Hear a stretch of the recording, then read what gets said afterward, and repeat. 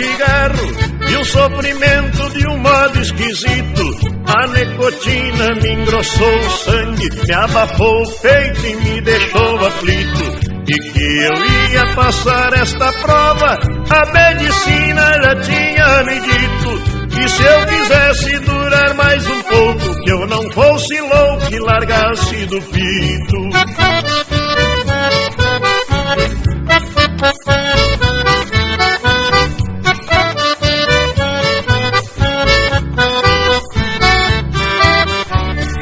De vulgares em todos os programas, esta mensagem que o meu verso traz é muito bom porque alerta o povo do mal tremendo que o cigarro faz.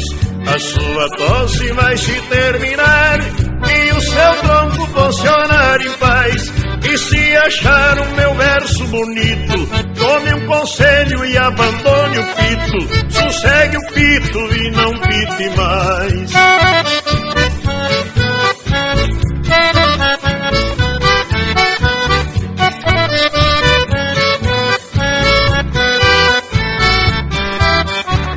Faz pouco tempo que eu descobri o mal tremendo que o cigarro faz.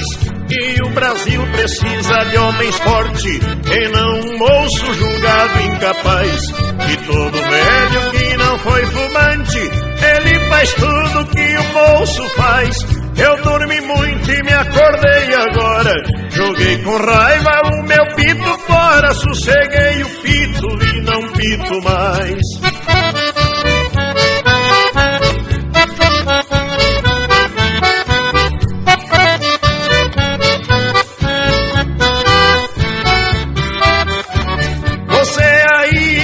Está sofrendo desta maneira triste como estás, com este forte aborrecimento e ainda dando suspiros e ais.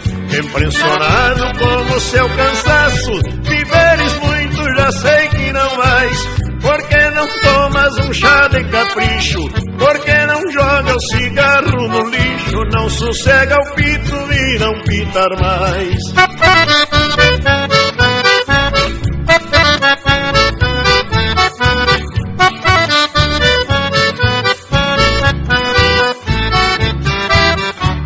Eu venho sim aconselhando o povo de toda a desgraça que o cigarro traz.